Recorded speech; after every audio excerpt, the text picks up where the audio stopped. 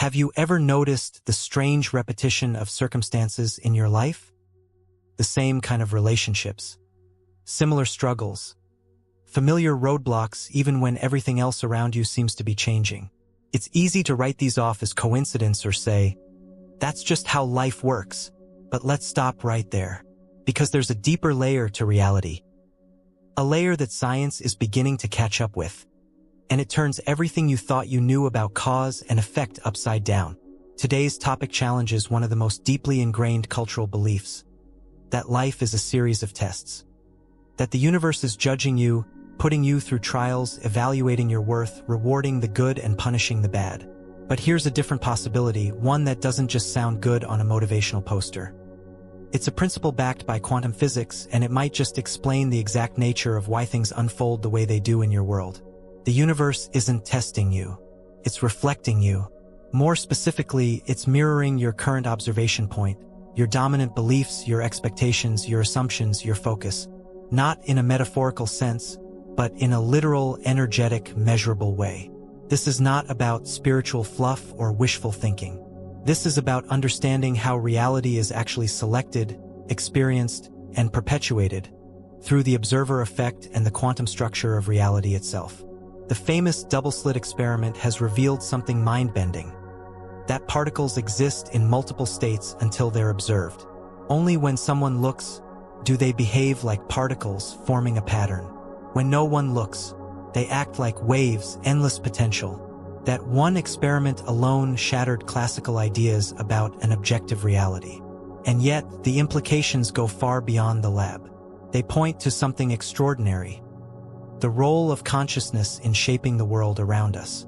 Not just observing, but actively influencing the outcome. Which brings us to you, because if observation affects quantum particles, the very building blocks of everything, then what are your beliefs, your perceptions, your attention actually doing to the larger canvas of your life? This is not just about science. It's about personal empowerment. Once you grasp that you are not a victim of some cosmic test, that you're actually the tuner of what appears in your life, everything changes. In this presentation, we'll unpack this idea with absolute clarity. No mysticism, no floaty generalizations. Just powerful, curiosity-provoking knowledge that will help you finally understand why certain patterns repeat. Why some desires feel like they materialize instantly, while others feel locked behind invisible walls. And why so many people feel stuck despite doing all the right things. We'll start by dismantling the illusion that the universe is grading your performance. Then we'll go deeper into the quantum mechanics of reality selection. How your observation point directly shapes your outcomes. We'll expose the hidden influence of belief systems, the role of vibrational resonance, and the strange yet profound logic behind parallel realities. You'll learn how to shift from reactive to intentional. From believing you're being tested to knowing you're simply observing from a lens, and that lens can change everything. So if you've ever asked, why is this happening to me? You're about to find out in a way that's grounded in both science and consciousness. Let's begin. Let's confront one of the most enduring stories people carry through life. The idea that the universe, life, or some higher power is constantly testing you. This belief shows up in casual conversation. I guess this is a test. The universe is checking if I'm ready. Life is hard right now. It must mean I need to learn something. But pause and ask, where does this idea actually come from? Most often, it's inherited. From religion, from culture, from centuries of interpreting suffering as a sign of being judged, corrected, or refined. As if we are in a school without a syllabus, being handed pop quizzes with no clear feedback. And yet, when you zoom out and really examine this idea, it starts to unravel. The concept of tests implies a teacher, someone or something assessing your actions and rewarding or punishing accordingly. But who is this teacher? The universe? God? Fate? And more importantly, on what criteria is this test based? You'll find that the idea quickly collapses into ambiguity, which leads to anxiety. Because if you believe you're constantly being tested, then every hardship becomes a form of failure. Every delay becomes a sign that you're not doing enough. And worst of all, you start looking outside yourself for answers that can only come from within. Let's flip the perspective. What if life isn't assigning you tests, but mirroring your signal, not in a metaphorical way, but in a direct, causative sense? Quantum physics introduces a concept that disrupts our entire understanding of objective reality, the idea that consciousness influences matter. Specifically, that observation plays a role in determining outcomes. This isn't speculation, it's experimental fact. In the double-slit experiment, electrons, which can act both as particles and waves, behave differently depending on whether they are being observed. When unmeasured, they exhibit a wave pattern, representing multiple potential states. When observed, they collapse into a particle, revealing a definite position. In other words, the very act of watching influences the result. Now take that out of the lab and into your daily life. If the smallest building blocks of reality behave differently when observed, what does that suggest about the power of your observation? It points to a shocking but elegant truth. Your current perspective, the emotional and mental state through which you're observing your world, is participating in shaping the experiences that appear before you. Not because you're being tested, because you're being reflected. You are not being given difficult circumstances to prove yourself. You're being shown, with perfect neutrality, the contents of your internal world. Your frequency, your belief system, your assumptions, your focus. The universe, in this view, isn't a teacher. It's a mirror. A mirror does not judge. A mirror does not assign. It reflects whatever stands before it, accurately, consistently, and without bias. And here's where things get profound. If life is a mirror, then difficulty isn't a sign of punishment. It's a signal that the lens you're currently observing through is producing a reality that reflects limitation, doubt, fear, or resistance. Shift the lens, and the reflection changes. You've likely heard phrases like, change your thoughts, change your life. But this isn't just motivational fluff. It's a literal application of quantum behavior. When your observation, your attention, belief, and expectation changes, the outcome begins to align with it. This is not magic. It's mechanics. Still, the old paradigm clings tightly, because the idea of tests is seductive. It gives a sense of structure in chaos. It offers meaning when things are hard. But meaning, when misapplied, can become a trap. Because if every hardship is interpreted as a test, then you unconsciously tie your worth to struggle. You believe that suffering is necessary for growth, that you must pass through fire to earn your desires. But the mirror doesn't require fire. It requires clarity. And that clarity begins with recognizing that you are not being tested. You are being shown. Once this truth settles, you stop asking, why is this happening to me? And begin asking, what is this reflecting about where I'm currently standing? Now, let's explore the mechanics behind this mirroring. Your observation point is made up of many factors: thoughts, emotions, subconscious programs, expectations, memories, and dominant beliefs. All of these combine to create a vibrational state, an energetic signature that radiates into the field of potential.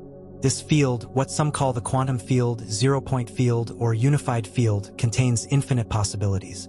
Every version of you, every outcome, every reality already exists in this field as potential. What determines which version you experience? Your signal. Not what you say you want, not what you hope for, but what you are tuned to. This is why the idea of testing breaks down. Tests imply a singular path, a goalpost, a pass/fail binary. But the quantum model reveals a multiverse of choice points, each one accessible based on the resonance of your observation point.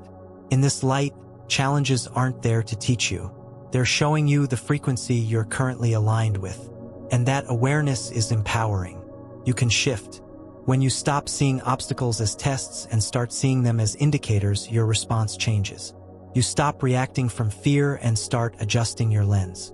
You refine your beliefs. You change the meaning you assign to events. You focus deliberately, and in that shift, your observation point realigns. And reality mirrors it. This is the path out of victimhood and into conscious creation. So let's be clear, this isn't about blaming yourself for everything that happens. That's just another form of self-judgment. This is about taking back authorship. owning the relationship between observation and manifestation, because the truth is far more freeing than any old story about tests. You're not being evaluated. You're not being punished. You're not being made to jump through hoops to earn the life you want. You are being reflected. And once you know that, you can shift what you see by shifting what you are. Next, we will explore the mind-blowing implications of the observer effect and how simply noticing something can completely change the reality in front of you. Let's continue. Your attention is not passive. It's not a spectator to the unfolding events of the universe. It is, in fact, the very force that influences what becomes real and what does not. The observer effect in quantum physics isn't a metaphor. It's a hard scientific reality that continues to puzzle even the most seasoned physicists. When a particle is unobserved, it exists in a state of superposition, multiple possibilities at once. But the moment observation occurs, the wave collapses. A single outcome appears. This is not spiritual speculation. This is a proven phenomenon observed through the double-slit experiment. And it doesn't just happen in isolated labs under sterile conditions. It happens all the time with you, your attention, and the outcomes you face. This realization should shatter every old belief you've had about luck, destiny, or randomness. Because when you start to recognize that observation changes behavior on a fundamental level, it opens a portal to understanding your true role in the unfolding of life. Think carefully about this. Before observation, a quantum particle exists in many states. It's here, it's there, it's moving left and right. It's not locked into any one position until it's seen. That's not an exaggeration. It's a statement of scientific reality. Now extend that principle to your daily experiences. If everything around you, your job, your relationships, your finances, your body, is made up of the same particles that respond to observation, what does this imply?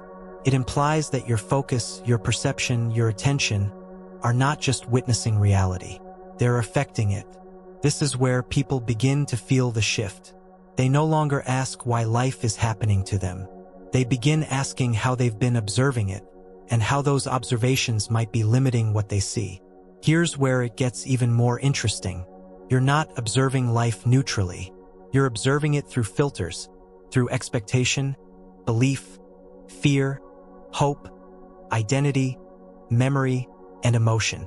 All of these combine to create an observation point, a unique frequency from which you are interacting with the quantum field. And that field responds accordingly, not with judgment, not with delay, but with pure, immediate energetic feedback.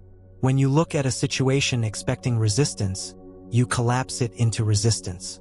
When you observe a potential with confidence and clarity, you collapse it into realization. This is the logic behind manifestation, not magical but mechanical. Think of your observation as a tuning fork. When you strike the fork of fear, you attract events that vibrate with fear. When you strike the fork of abundance, you resonate with opportunities that reflect abundance. The universe is not deciding for you. It's reflecting your signal because your attention carries weight. This is why attention is currency, and why so much effort in the world is designed to hijack it. If you control someone's attention, you influence their observation. If you influence their observation, you alter their reality. And if that sounds extreme, remember this. Every single choice you make is based on what you're paying attention to. And what you pay attention to, you empower. Your focus feeds form. So what does this mean practically? It means every moment you're standing in a field of infinite probabilities. All possible outcomes exist, but only one becomes solid. And the deciding factor is your observation. But not just any observation. Focused observation. Repeated observation. Emotionally charged observation. When you think about a problem obsessively, you don't just see more of the problem. You collapse the wave into a reality where the problem dominates. When you fear an outcome, you give it energy. You give it density. You observe it into possibility. This is not punishment. This is precision. The quantum field doesn't play favorites. It responds to focus. Now think about how most people operate. They focus on what they don't want. They react to what already exists. They resist what they fear. All of this keeps them locked into the same version of reality, collapsing the same outcomes over and over, not because they're unlucky, but because they're unaware. They don't know they're participating in the selection process. But you do now. And with that awareness comes an incredible shift. You begin to monitor what you observe, not in a paranoid way, in a deliberate way. You begin to direct your attention like a sculptor with a chisel, not to escape reality, but to shape it. The observer effect teaches us something profound. Reality isn't fixed. It's fluid. It waits for you to interact with it. And how you interact defines what it becomes. There's another layer to this, the power of collective observation. When groups of people focus on an idea, a belief, or a projection, the collective signal amplifies that possibility. This is why media, cultural narratives, and social expectations have such power. They shape the mass observation point, and that shapes the collective experience. If enough people expect scarcity, scarcity becomes the dominant form. If enough people believe in division, division becomes the reflection. But if enough people focus on coherence, abundance, and possibility, the mirror must change. This is why your individual attention matters more than you think. Because every conscious observer adds to the signal. Every person who shifts their lens shifts the overall pattern. So don't underestimate your observation point. It's not a minor detail. It's the axis on which your world turns. You are not a bystander. You are not reacting to a static world. You are observing into being. And once you know this, your greatest power is choosing where you focus next. Now that we've explored how attention shapes outcome at the quantum level, let's move even deeper into the silent architect of your reality, your belief system. Beliefs are not thoughts. They're not passing ideas. They are the framework through which your reality gets filtered and formed. You could call them subconscious blueprints, the coding language that runs beneath the surface and quietly instructs the universe on how to respond to you. Your belief system is not passive. It is not neutral. It is active, consistent, and incredibly magnetic. Everything you perceive as possible or impossible is filtered through belief. Everything you expect or reject is governed by belief. And every belief you hold, especially the ones you don't consciously recognize, is influencing your observation point. Let's go straight to the mechanics. A belief is a repeated thought accepted as truth. Once accepted, it becomes an automatic lens. You don't question it anymore.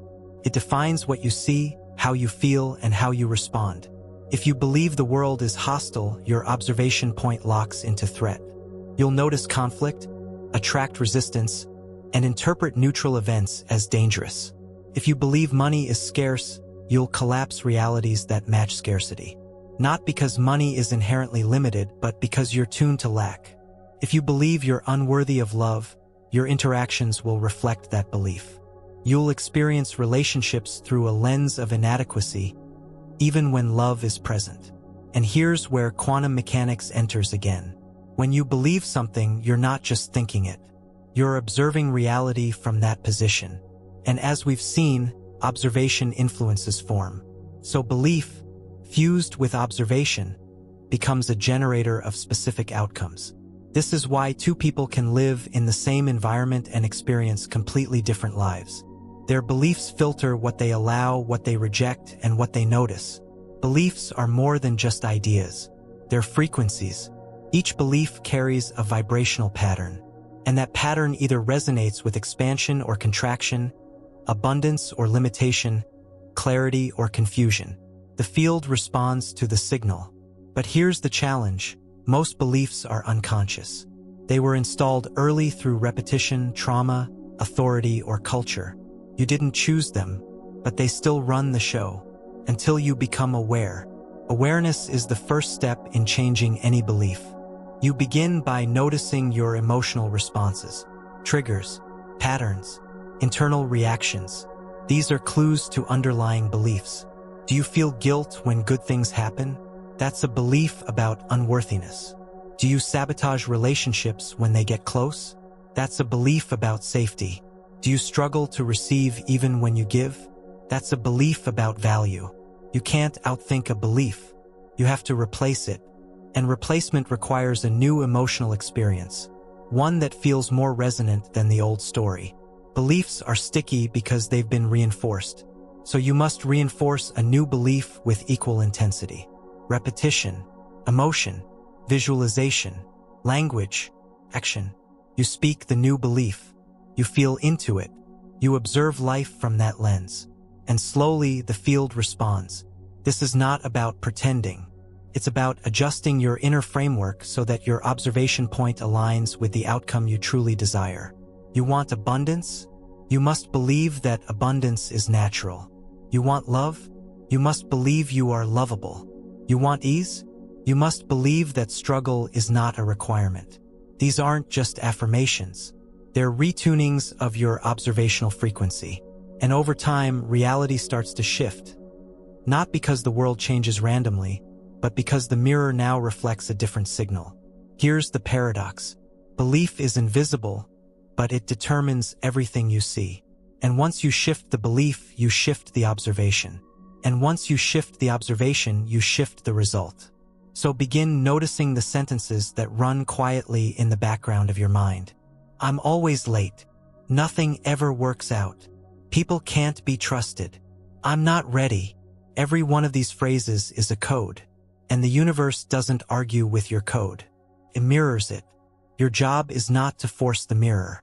Your job is to change the internal command. Because reality is not testing your willpower. It's responding to your internal permission.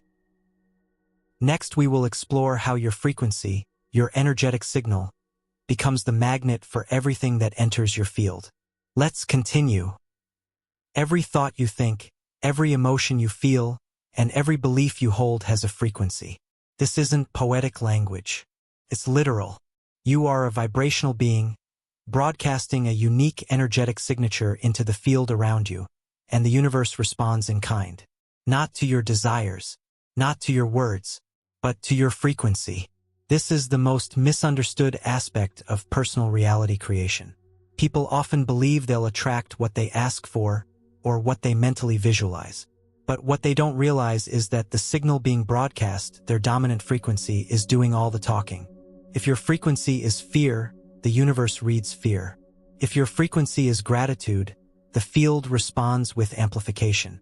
If your frequency is doubt, that becomes the filter through which life reflects itself back to you. You may say you want abundance. But if your energy is steeped in scarcity, the field doesn't respond to the words. It responds to the underlying vibration. This is why so many manifestation techniques fall flat. Because people focus on what they want with their mind, while unknowingly radiating the exact opposite through their frequency. The field doesn't respond to mental effort. It responds to energetic truth. So let's break this down clearly. Everything in existence vibrates. This is not New Age philosophy, it's foundational science. At the quantum level, all matter is in motion. Nothing is static. And every object, person, thought, and emotion vibrates at a specific frequency. These frequencies interact with the field. The field, in turn, organizes itself around coherent resonance. Meaning, like frequencies attract, dissonant ones repel. You don't get what you think about most. You get what you resonate with. When you consistently expect delays, setbacks, or betrayal, your frequency aligns with that expectation. Your energy becomes a signal that says, "This is what I expect," and the field reflects it accordingly. Not because it's judging you, but because it's neutral and precise. When your frequency shifts to one of worthiness, ease, and coherence, the reflection changes. This isn't positive thinking. This is physics. Your frequency is not determined by one moment of thought. It's the cumulative effect of your most practiced emotional states. What you feel most often sets the tone for your energetic output. So how do you know what frequency you're actually transmitting? Check your life. It's the most honest reflection. Not from a place of guilt, not with judgment, but with curiosity. Look at the recurring themes in your relationships, finances, health, and opportunities. These aren't punishments. They're readings, real-time readouts of your vibrational output. You don't need a spiritual diagnosis. You already have a mirror, and that mirror is constantly showing you what you're vibrating. So let's get practical. If you want to change what's showing up in your life, the most effective approach is not to force action. It's to shift frequency. That begins with awareness. Start paying attention to your dominant feelings throughout the day. What do you wake up feeling? What emotion is most present during your routines? When you think about your goals, what emotion rises first? Excitement or anxiety? Confidence or doubt? This is the data you need. Then, once awareness is established, you move into tuning. Tuning is the conscious adjustment of your emotional state, not to fake positivity, but to align more accurately with the experience you want to bring in. You want freedom? Then start practicing the frequency of liberation, even before the circumstances change. You want wealth? Then find small ways to feel prosperous now. Not later. Not once the bank balance shifts. Now. Because it's the signal that shapes the reflection, not the other way around. This is the key. Most people wait for circumstances to justify emotion, but vibration works in reverse. Emotion first, circumstance second. If you withhold joy until life gives you a reason, you keep your signal dormant. If you begin to feel joy for no reason, you broadcast that frequency, and the field organizes itself around it. This is why gratitude is so powerful. It's a frequency amplifier, not because it's morally good, but because it brings you into resonance with presence, receptivity, and sufficiency, all of which align with outcomes that match abundance. But here's the nuance. You can't manipulate the field. You can't fake frequency.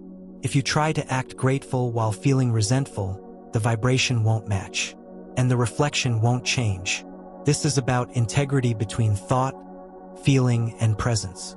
When you align your inner world, your signal becomes coherent. And coherent signals are magnetic. Incoherent signals, on the other hand, create distortion. If you say one thing, feel another, and expect something else entirely, the field gets a mixed message. The result? Static, delays, confusion. So how do you maintain vibrational alignment? Daily practice, not rigid discipline, just repeated intention. Start by choosing a core frequency that you want to cultivate. Peace, power, trust, flow. Then, throughout your day, bring yourself back to that state.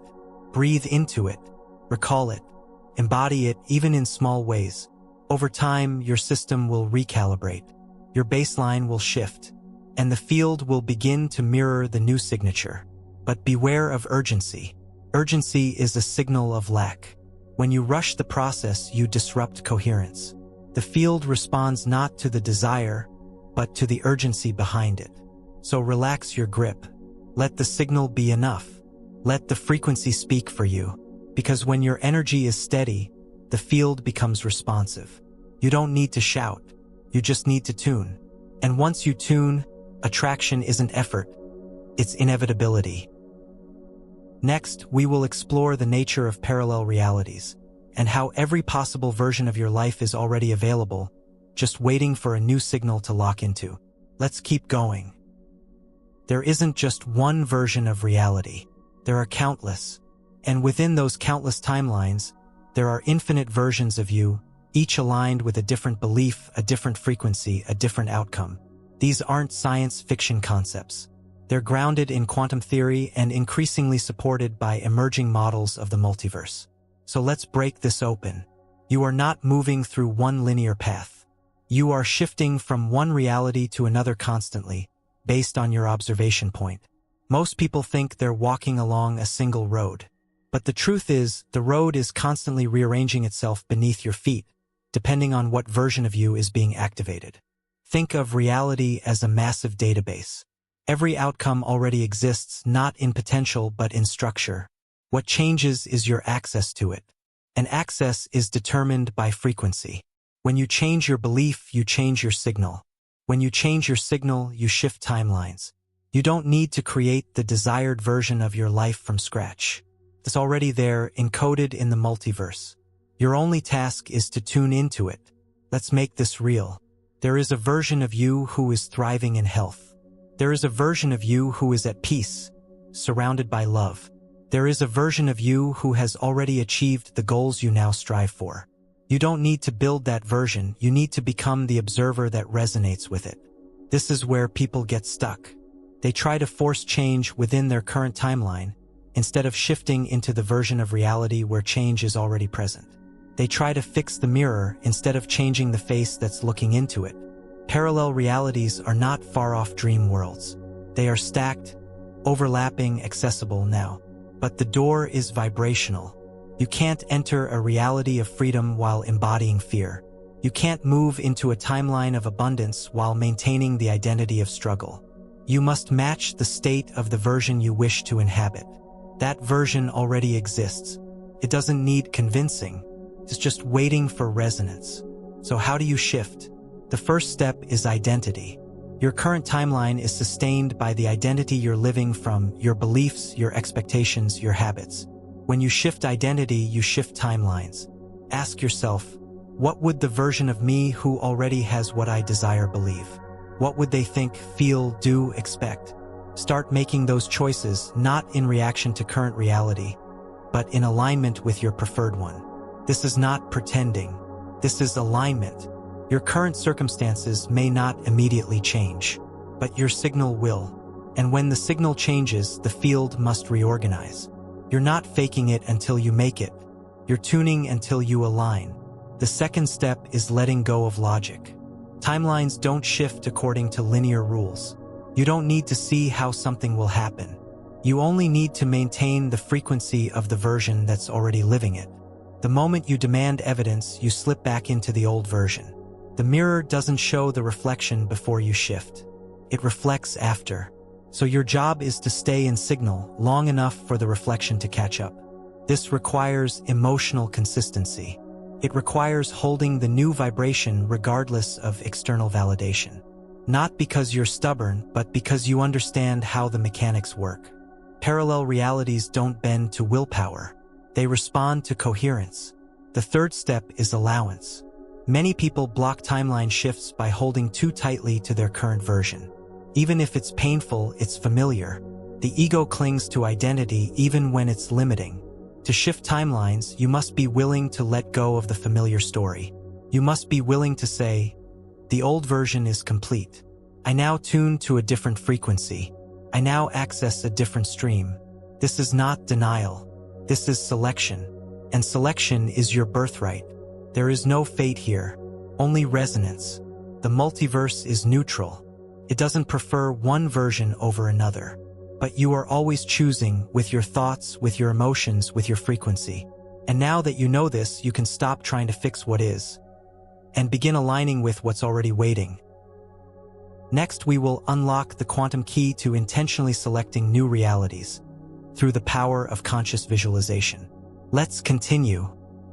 You're not imagining when you visualize. You're selecting.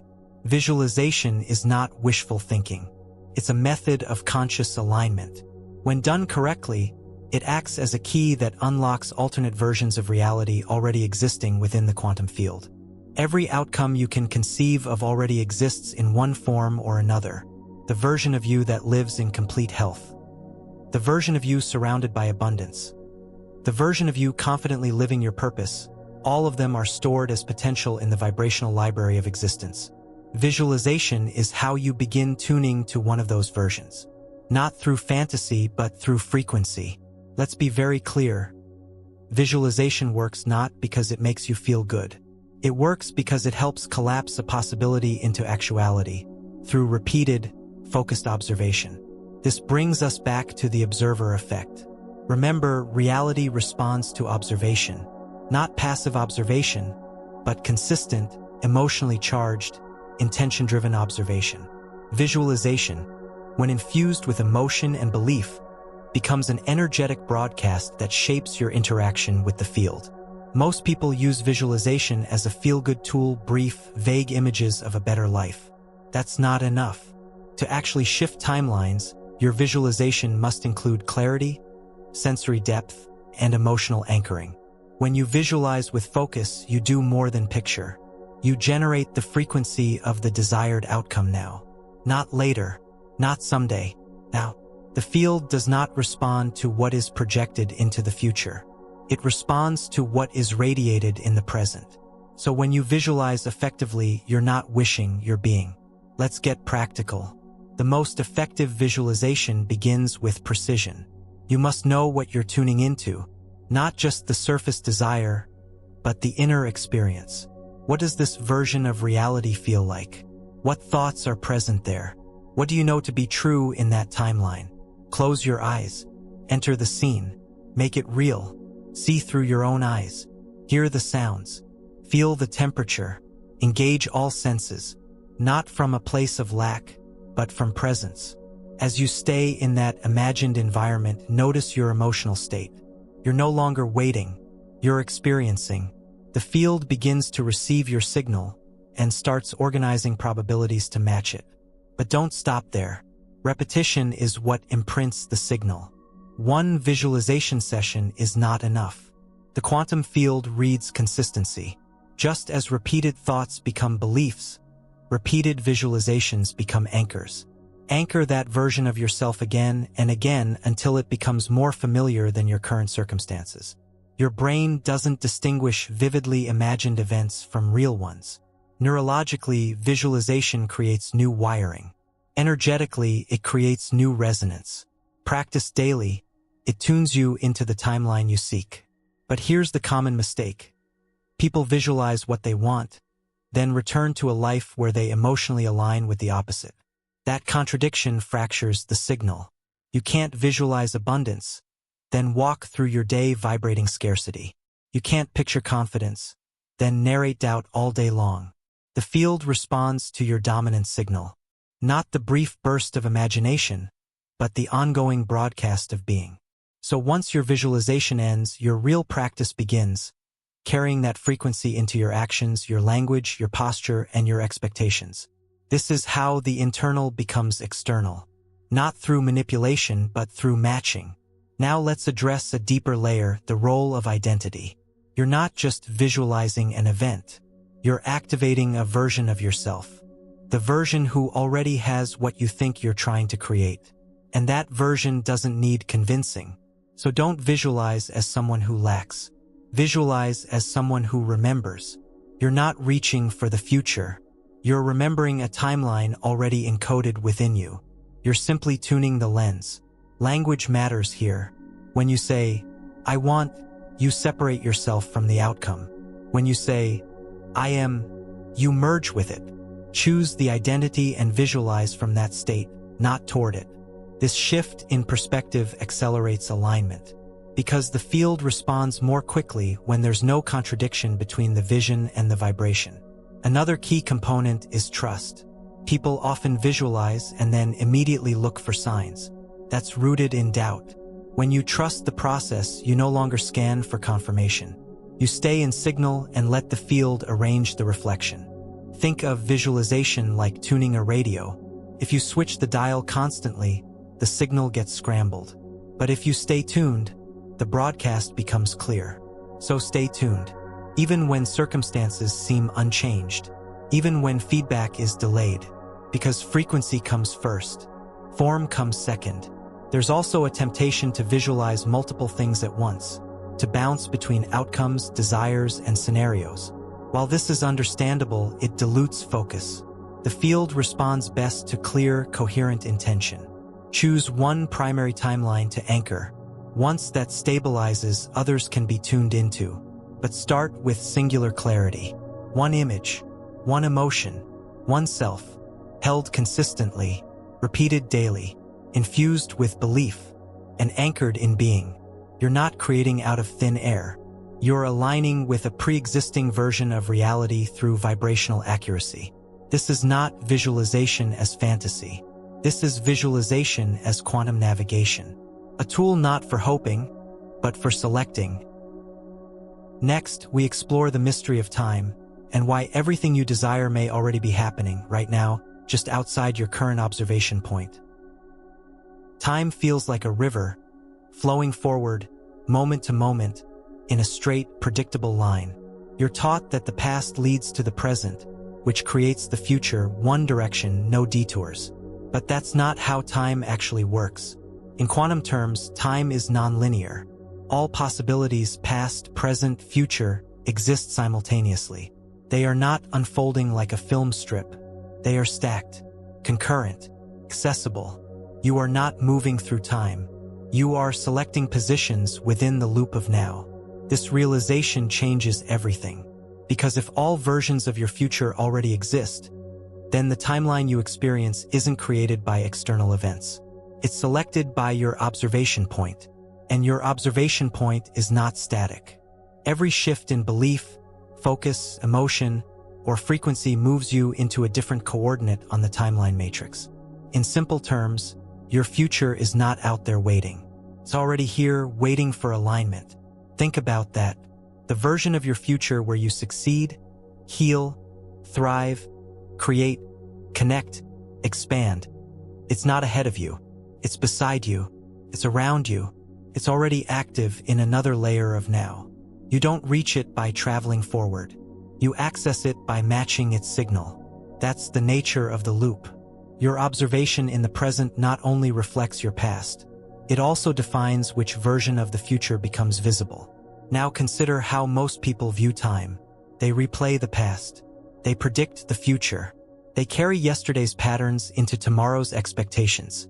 And by doing so, they continue to tune into the same point on the loop. They think they're moving forward, but energetically they're in a holding pattern. To change your future, you must stop treating time as a straight line. You must stop looking at the past as cause and the future as effect. Instead, realize this: your choice of perception now reshuffles the order of events. This is not fantasy. Retrocausality is a concept in quantum mechanics that suggests future events can influence the present, just as the present influences the past. In this framework, time is not cause and effect. It is interaction. So when you change your observation now, you not only shift forward, you ripple backward, you reframe memory, you alter meaning, you recode patterns. That's why deep healing doesn't require years. A single shift in presence can rewrite a lifetime of programming, because the field rearranges retroactively. This is also why quantum leaps appear sudden, because from a linear perspective, change looks impossible. But in the loop of now, all it takes is a new tuning. Here's the most important insight. You're not waiting for time to bring you what you want. You're tuning to the timeline where what you want already exists. Stop treating time as your master. Time is not delivering your life. Time is a measurement of your alignment. When you align quickly, time bends. When you stay in signal, outcomes accelerate. When you believe the future is far, it stays far. The field responds not to the clock, but to coherence. So how do you live in the loop of now? You begin by noticing how often your mind pulls you into past-based identity. Watch how it projects delay, how it rationalizes limitation. Then interrupt the loop, not with force but with presence. Anchor into the state that matches your desired timeline. Feel it now, be it now, think from it now, speak from it now. This reorients your trajectory instantly, because the future is not determined by time. It's selected by frequency. And when you stop referencing the past and stop predicting the future based on delay, you open the doorway to timelines that would seem impossible through linear logic. You've heard people say, "It happened faster than I ever thought possible." That's not luck. That's a timeline shift. And that shift is not dramatic. It's subtle, quiet, internal. A new thought, a new decision, a new lens. From there, everything changes. So don't ask when it will happen. Ask where your frequency is now. Don't ask how long it will take. Ask which version of you is observing this moment. Because time isn't your ruler. It's your reflection. Next, we'll go into the emotional signals you've been sending, and why your feelings may be the most precise language the universe responds to. Let's keep going. Words can lie. Thoughts can be scattered. Intentions can be unclear. But emotion is pure frequency. It's the most honest signal you send into the quantum field, and the one the universe listens to most clearly. Emotion is not an after effect of experience. It's not a secondary response. Emotion is a transmitter. It broadcasts your energetic state to the field, acting as a language far more precise than thought alone. This is critical to understand. The field doesn't interpret your words. It doesn't respond to verbal affirmations that are disconnected from emotion. You can say, I am abundant 1,000 times. But if you feel anxious, restricted, or doubtful, the broadcast is anxiety, restriction, and doubt. You can't override your emotional frequency with surface thoughts. The emotional signal always wins. That's not punishment. That's precision. So if you want to understand what you're attracting, look at how you feel most of the time, not what you occasionally say. Not what you logically believe, but how you feel when you think about your life, your identity, your future. Those feelings are codes, and the universe mirrors those codes with perfect accuracy. Let's break this down even further. Your emotional state is not just a mood. It's an energetic vibration. When you feel something strongly, your entire system, mental, physical, energetic, begins to align with that frequency. Joy has a frequency. Gratitude has a frequency. Shame has a frequency. Guilt, confidence, envy, trust. Every emotional state carries a signature, and that signature instructs the field on what to reflect. So when someone is constantly disappointed, it's not bad luck. It's a signal loop. Their dominant emotion is setting a tone, and the universe is responding accordingly. But here's the real revelation. Emotions are not just reactions. They are tools. They can be chosen, cultivated, and used as alignment mechanisms. Yes, emotions can arise unconsciously, but they can also be guided deliberately. This isn't about suppression or pretending. It's about tuning. Let's say you want to shift from fear to trust. The first step is awareness. You notice the sensation of fear. You don't fight it. You observe it without judgment. Next, you introduce a new feeling, not as a command, but as an invitation. You recall a moment of trust, no matter how small. You allow your body to remember what that felt like. You breathe into it. You hold it gently, and you let that signal grow. It might feel small at first. That's normal, but consistency builds strength. The more you practice emotional frequency, the more it becomes your new baseline. You begin to train your system, not to fake positivity, but to stabilize coherence. Because coherence is what the universe responds to most rapidly. When your thoughts, emotions, and intentions are aligned, your signal becomes clean. It's like a tuning fork vibrating clearly through the field, and reality begins to organize itself to match that tone. Now think about the emotional frequencies you hold around specific topics. What do you feel when you think about money? Your body will answer faster than your brain. What do you feel when you think about love, career, purpose, health? That emotional feedback is your current frequency. Not what you say you want, but what you expect on a visceral level. If you want to change the outcome, you must shift the emotional setting. And yes, that takes practice. You've been emotionally rehearsing certain feelings for years. Disappointment, frustration, skepticism, resentment. Those neural pathways are well-traveled, but they're not permanent. Neuroplasticity and energetic malleability mean you can build new emotional habits, just like you build physical ones. The key is repetition with feeling. It's not enough to think new thoughts. You must feel new emotions, and do so often enough that they become familiar. Familiarity creates preference, and preference becomes attraction. This is also why many people resist new experiences, not because they're bad, but because they're unfamiliar. The emotional signature doesn't feel safe yet. Your job is to make the desired state familiar. Feel peace until it becomes your home. Feel success until it stops feeling foreign. Feel joy until it becomes the background hum of your day. Because the universe always reflects what's normalized, not what's hoped for.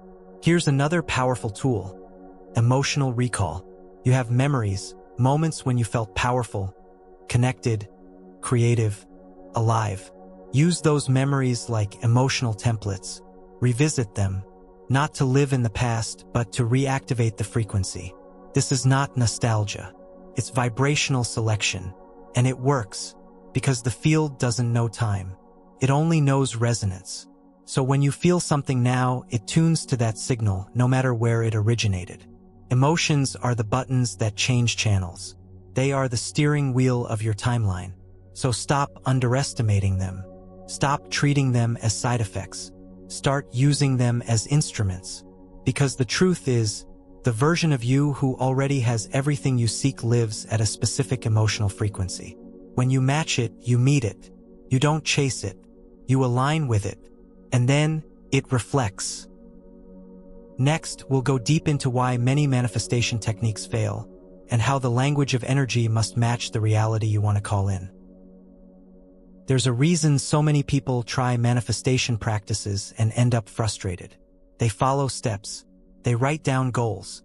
They repeat affirmations. They make vision boards. And yet, nothing changes. It's not because manifestation is fake. It's because most people are speaking the wrong language.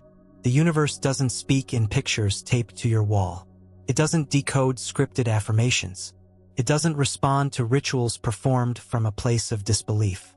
It responds to vibration. And if the vibration is off, the message is garbled, no matter how pretty the vision board is. Let's get honest about why manifestation fails. The most common mistake is using tools while broadcasting the opposite signal. People say, "I am wealthy," while feeling desperate. They visualize love while fearing rejection. They act as if they believe while secretly doubting. And that contradiction sends a confused signal to the field. The result? Mixed outcomes, slow progress, and mounting skepticism. The second reason manifestation fails is attachment. When you become emotionally dependent on the outcome, you emit lack. You don't align with what you want, you align with the fear of not having it. Attachment is energetic resistance disguised as desire. When you need the outcome to feel okay, you create a gap between now and then, and the field reflects that gap. But the version of you who already lives that reality isn't chasing it. They're being it. This is the core misunderstanding. Manifestation isn't about calling something in. It's about aligning with the version of yourself who already has it. It's not asking. It's remembering. That's why repetition without embodiment doesn't work. You can write the goal every morning, but if your energy contradicts it, the field follows your vibration, not your journal. You can say the affirmation 108 times, but if your frequency is uncertainty, the reflection will be unstable. The third reason manifestation fails is impatience. People start to align. They feel good for a day. Then they look around and say, "Why hasn't it happened yet?" In that moment, they return to the old frequency, and that resets the signal. This is why consistency matters. The universe doesn't operate on a calendar. It operates on coherence. The field responds when the signal becomes dominant, not when it's occasional. Now let's talk about misused techniques. Visualization, affirmations, scripting. These are all powerful, but only when used correctly. The technique is not the power. The emotion behind it is. Visualize with clarity and feeling, not from absence, but from presence. Affirm from embodiment, not from desire, but from identity. Script with gratitude as if it's already done. The key to all effective manifestation is this: act, feel, speak, and think from the end. From the version of you who already lives it. And if that feels fake, then that's your work, to make it feel natural. The work isn't to push harder. The work is to remove the contradiction. You don't need more effort. You need less distortion. Let's address one more myth.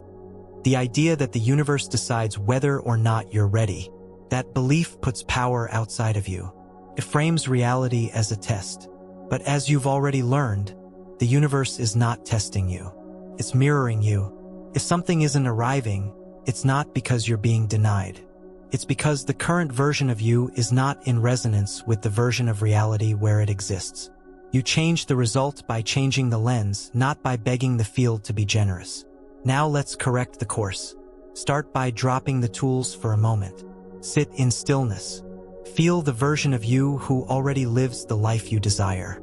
Not just intellectually, viscerally, emotionally, energetically. Notice how that version thinks, how that version responds, what that version expects. Then make that your new baseline. Speak from it, walk from it, react from it. Not perfectly, but consistently. And the field will match you, not because you forced it, but because you finally spoke its language. That's the secret. Manifestation isn't about convincing the universe. It's about aligning with the truth that already exists and becoming a match for it. Not later, not someday, now. Next, we'll explore the paradox of surrender and why letting go often creates faster results than clinging ever could. Let's move forward. The harder you push, the slower things move. It's one of the most misunderstood dynamics in personal transformation, the paradox of surrender. People associate letting go with weakness, passivity, or giving up. But in the quantum field, surrender is not defeat. It's mastery. Letting go doesn't mean abandoning your desires. It means releasing the resistance that keeps you from receiving them. The resistance often comes from attachment, emotional dependence on a specific timeline, method, or outcome. That attachment carries a frequency of lack. It says, "This isn't here yet. I don't have it. I need it." And that frequency gets mirrored with precision, because the field doesn't respond to your goal. It responds to your signal. Letting go is the process of releasing that tight grip. The grip that's squeezing your energy into desperation, doubt, and control. When you unclench, your energy expands. It becomes available, and available energy is magnetic. So here's the truth. Surrender is not inaction.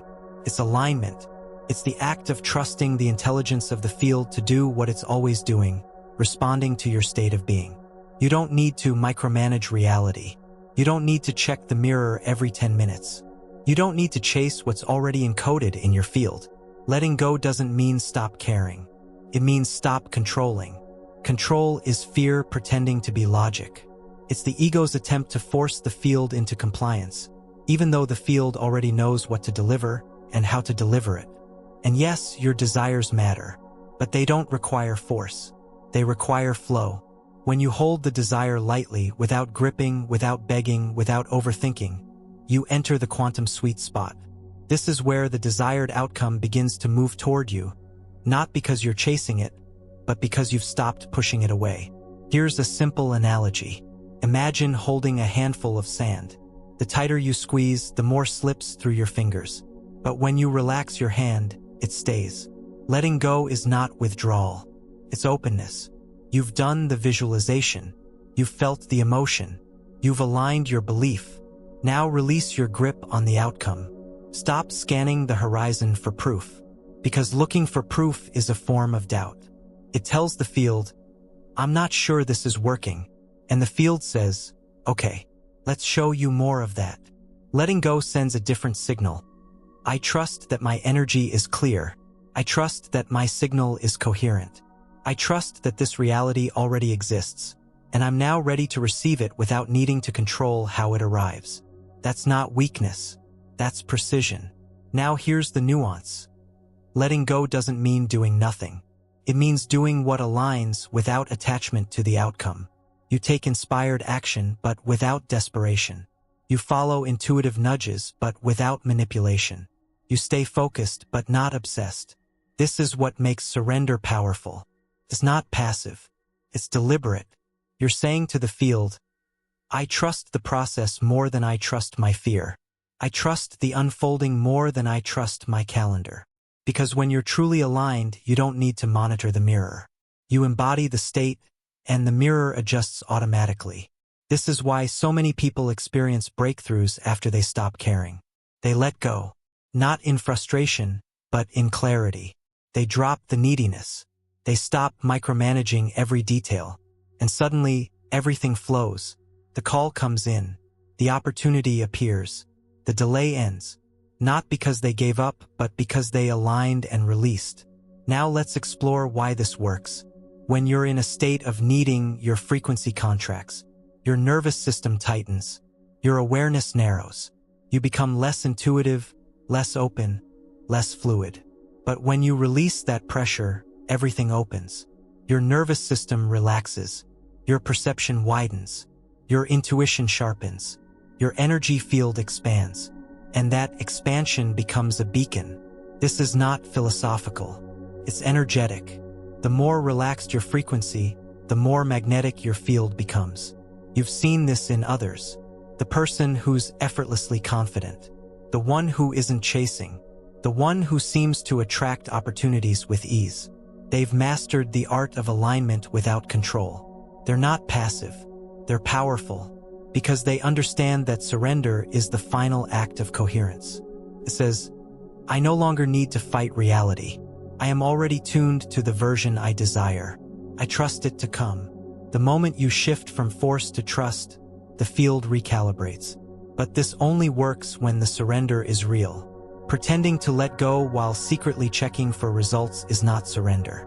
Telling yourself you trust while emotionally clinging to the outcome is not coherence.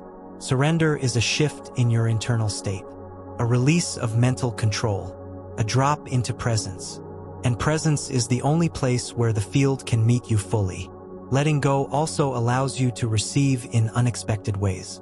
When you stop demanding the outcome arrive on your terms, you make room for better options, faster paths, more aligned timelines. Attachment narrows your perception. Surrender widens it. So take a breath. Ask yourself, where am I holding too tightly? Where am I trying to control something that the field already has under perfect orchestration? Then soften your grip. Come back to presence. Recalibrate your signal and let it unfold. Because when your energy is clean, the field responds. And when you trust that response, you don't need to chase. You just need to allow. Next, we'll walk through practical tools for rewiring your mind, recalibrating your energy, and consciously directing your observation point toward new realities. Let's continue. Knowing that your observation point shapes your reality is powerful. But power means very little without practice. The theories are transformative, but only when lived. This is where most people stop. They understand the concepts. They believe the ideas, but they don't apply them consistently enough to see results. Let's change that. This chapter is your toolbox. A clear, structured set of practices to help you rewire your inner world and realign your external reality. These tools are not routines to memorize. They're frameworks for recalibration. Use them, refine them, let them shape your observation point with precision. Tool number 1, observational awareness practice. Start your day by scanning your emotional and mental landscape. Ask yourself, what am I expecting today? What emotions are dominant in me? What version of myself am I showing up as right now? This practice brings unconscious observation into conscious awareness. Because you can't change what you don't observe. You don't need to judge what you find. You simply become aware of it. That awareness alone begins to shift the signal. Tool number 2, identity installation statements. Select one identity that aligns with the timeline you want to access. Then write 10 statements from that identity's point of view. Not about the outcome, about who you are. Examples: I speak from calm power. I expect meaningful success in every conversation. I move with clarity and grace. These are not affirmations. They are declarations from a future now identity. Repeat them slowly, with breath and presence, 3 times a day. Over time, they begin to rewire your perception and behavior, anchoring the new self as your baseline. Tool number 3, frequency anchoring moments. Choose 2 to 3 anchor moments in your day to practice vibrational recall. Pick a time in the morning, afternoon, and evening.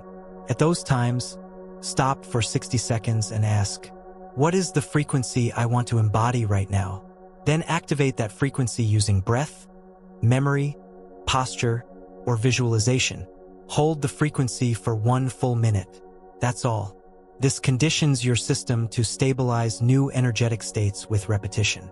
Tool number 4, visual alignment scanning. Use this at night before sleep. Ask, did my thoughts, actions, and responses today match the version of myself I'm becoming? If not, where did I wobble? What can I refine? This isn't for criticism. It's for calibration. You're not trying to be perfect. You're trying to be aware. Because awareness leads to choice, and choice leads to power. Tool number 5, emotional state mapping. Create a short journal of dominant emotions felt during the day. Label each one as expansive, neutral, contracted. Then observe the patterns. You'll begin to notice which people, tasks, thoughts or habits trigger coherence or distortion. That clarity allows you to redesign your energy environment with intention. Tool number 6. Conscious contradiction release. Find one thought or behavior in your day that contradicts your desired identity. Example: you want confidence, but you apologize excessively. You want abundance, but you speak from scarcity. Each day, choose one contradiction and shift it. Replace the sentence. Change the action. Refuse to reenact the old code. One shift per day is enough to create cumulative momentum. Tool number 7. Inner signal broadcast sessions. Spend 5 to 10 minutes each day broadcasting your preferred frequency into the field, without visualization, without asking, without trying to get anything. Just sit in silence. Feel the signal of the version of you who already lives your truth, and broadcast that frequency from your body, your breath, your being. No agenda, just coherence. These sessions are like energetic tuning forks. They cleanse distortion, strengthen resonance, and magnetize matching outcomes. Tool number 8. Feedback loop framing. Whenever something unexpected happens, good or bad, pause and ask, what observation point did this reflect? What signal might I have been sending? This trains you to see everything as feedback, not punishment or reward. That shift alone will stabilize your neutrality and increase your intentionality. Tool number 9. Language tuning. Audit your spoken words for one day. Listen for statements like, I'm always like this. I can't do that. That never works for me. Every one of those is a command to the field. Replace them with new commands that reflect your desired reality. Speak as the new self would. Language directs frequency. Tool number 10. Timeline tracking board. Create a board, digital or physical, with your new identity's traits, thoughts, language, and habits. Each day, review it, not to memorize, but to remember who you are choosing to become. This board acts as a mirror of the timeline you're tuning to. Keep it clean. Keep it visible. Let it guide your actions. These tools are not about perfection. They're about practice. You're not trying to force results. You're refining alignment, day by day, moment by moment, shift by shift. And the more you integrate them, the more natural this becomes. Until one day, without even thinking, you realize you're not trying to access a new reality anymore. You're living it. Next, we'll bring everything together and look into the final mirror that reveals the ultimate question. What version of yourself are you now willing to see? Let's move forward. Everything you've explored so far has pointed to one profound truth. Reality is a mirror. Not metaphorically, not symbolically, literally. Every outcome, every delay, every success, every block, all of it has been a reflection of your current observation point. The mirror has no opinion.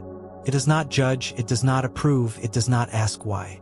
It simply reflects. Now comes the real question, the one that turns theory into transformation. What are you now willing to see in the mirror? Because that decision is the final piece. All the visualizing, all the frequency tuning, all the surrender, none of it sticks unless you're willing to meet the version of yourself that matches the outcome you've asked the field to reflect. That version already exists. The version of you who no longer flinches when uncertainty shows up.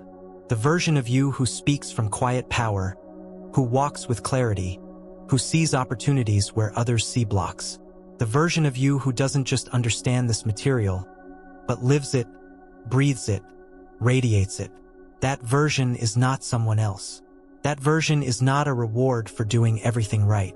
That version is available now the moment you drop the outdated observation point you've been looping in. You don't reach this self by fixing anything. You access it by seeing it clearly. And deciding it's time. The mirror is waiting, and it only reflects what you're ready to observe.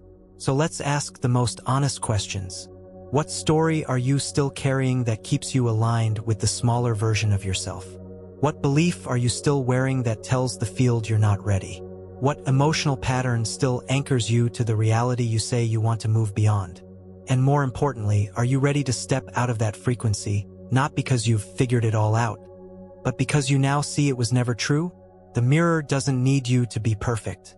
It only needs you to show up, fully, consciously, and without flinching, because the moment you look into it and say, "I see the next level version of myself," the mirror has no choice but to reflect that version back. That's not spiritual poetry. That's quantum physics. You are the signal. You are the lens. You are the selector of outcomes. You've spent your entire life observing, mostly unconsciously, and the field has responded faithfully. But now you know better. Now you know that your observation is a creative act. And with that knowing, your responsibility expands, because you can no longer pretend you're powerless. You can no longer say, "I don't know why this keeps happening." You do know. And now that you do, you get to choose. Not by force, not by obsession, but by willingness. The willingness to say, "I am done using the mirror to confirm old fears. I am done projecting uncertainty and then calling it fate. I am done looping through timelines I've outgrown. Now it's time to use the mirror as it was designed, not to prove anything, but to reflect your evolution." This is the moment you stop asking the mirror to change first. You stop waiting for circumstances to show you who you are. You decide who you are. And the mirror complies. So ask yourself, if I already lived the version of my life I've been dreaming of, what would I no longer worry about? What would I no longer say? What would I no longer tolerate? What would I no longer wait for? That's your list. That's the exact set of instructions the mirror has been waiting for. The universe does not withhold. It simply organizes itself around what you continue to observe. And now you have new eyes. You have new calibration. You have new clarity. You've walked through every doorway in this journey. You've released the myth of tests. You've understood the role of observation. You've dismantled belief systems that were quietly limiting your reflection. You've tuned your frequency with precision. You've remembered the timelines already available. You've visualized from presence, not absence. You've rewired your relationship with time. You've used emotion as your true language. You've corrected the myths of manifestation. You've let go not in weakness, but in command. You've practiced alignment through structured tools. And now, all that remains is choice. You can continue looking into the mirror and interpreting it as a test. Or you can recognize it as confirmation. You are not being graded. You are not being punished. You are not being delayed. You are being mirrored flawlessly in every moment. And the moment you shift the lens, the image changes. Not after years. Not after sacrifice. Instantly. The image always follows the gaze. So here's the final practice. Observe as the next level version of yourself. In every situation, every room, every conversation, every trigger, ask, how would the next version of me see this moment? And then look through that lens. No conditions, no delay, no excuses. The mirror can't resist clarity. The universe can't reject coherence. And the quantum field can't help but reflect the observer's signal. You've always had this power. But now, you know how to use it. So use it. Not someday. Now. Because nothing changes until you do. And everything changes once you do. The mirror is ready. Are you? This is your signal. This is your shift. This is your next level self, no longer out there, but here, seen, observed, selected, and reflected. In full.